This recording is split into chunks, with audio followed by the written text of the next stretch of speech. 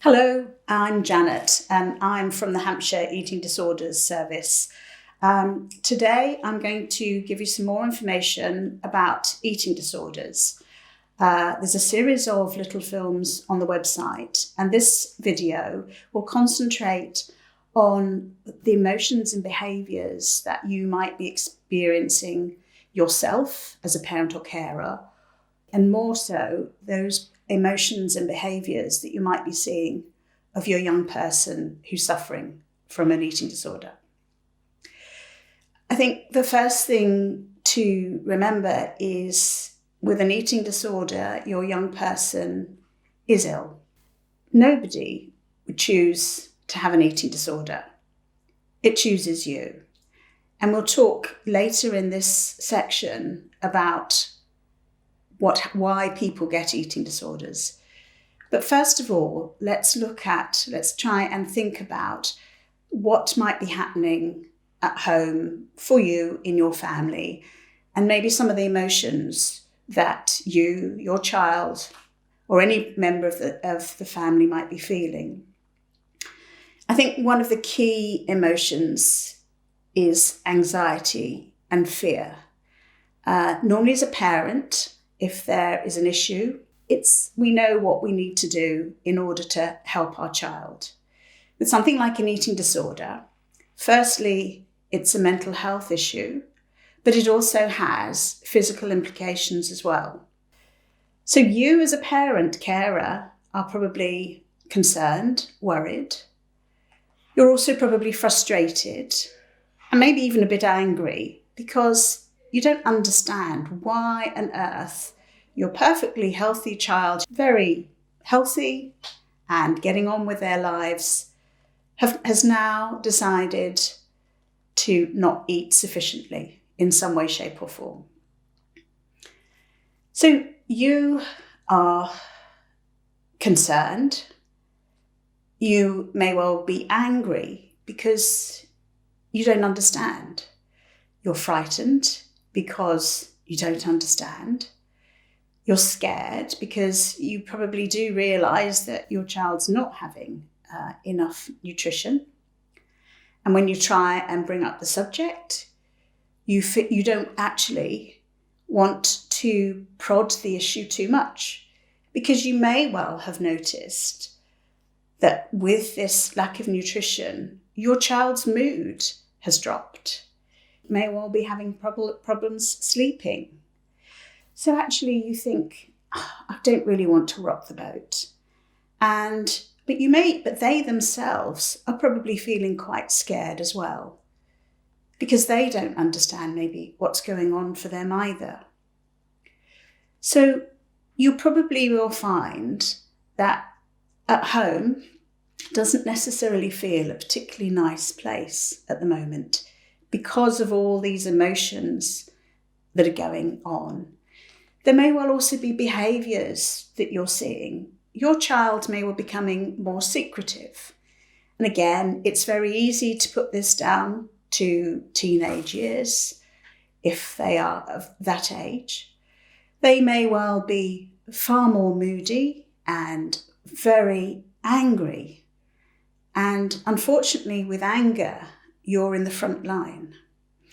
And it's a bit like if you take a Coke bottle. If you start to shake a Coke bottle up, and if you can imagine, this might be the anxiety that might be going on at home, and especially when we're coming up to sort of meal times. And if I start to think about opening this Coke bottle,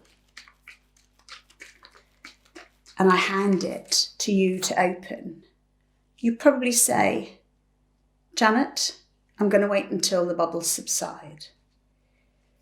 So this may well be something that you're experiencing at home, whereby there's a lot of emotions that are being expressed, and your emotions are coming to the fore as well. Your young child, your young person may well be like the Coke bottle, and all you want to do is to help them.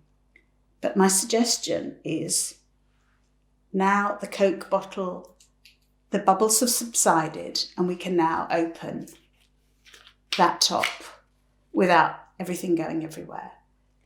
So this is an analogy to try and explain that maybe what you feel is going on at home is normal when there's an eating disorder in your household. So what about some of these other behaviours you might be seeing? There may well be some real rigidity in terms of routines. That's often quite common. Obsessional behaviour may be continual or obsessive hand washing. There may well be night routines. There may well be an element of being very withdrawn and taking themselves away from either the family or from their friends. And even in meal times, they may well be eating, but it may well be only certain types of foods. Or it may well be that it has to be the same crockery or cutlery. Meals have to be served at the same time, on the dot, not a minute more, not a minute less. And I'm just sharing some of these behaviours because I think it's trying to make things normal for you in your household when there's an eating disorder. Things will get better, and we'll talk in a later module of these videos about the treatment protocol that is used in the Hampshire Eating Disorders Service to helping you and families where there is an eating disorder support your child. So earlier I had talked about nobody would choose to have an eating disorder. An eating disorder would choose you. And there's a lot of myths out in the public domain about why eating disorders develop. And to be honest, it's a soup of factors. There's no one particular factor, and there are numbers of factors that all come together to actually enable an eating disorder to take hold. There is some research that says there are some genetic factors, and sometimes we do see a history of eating disorders within families. Psychological impact, so people who are anxious, who have low self-esteem and low self-confidence, with various other personality traits like perfectionism, like high achievement, like social pleasing, they have personality traits that make them more vulnerable to getting an eating disorder. The social and environmental factors are phenomenal these days, with social media, with pressure in school. There can be bullying. There's a whole series of factors that really come from the social environment that we live in today. The other thing as well is biological. There's sometimes an illness can lead to undernourishment, which then sort of takes hold. So I think for parents and carers, please don't think about, is there anything that I have done? The answer is no. The answer is, as I said before, nobody would choose to have an eating disorder.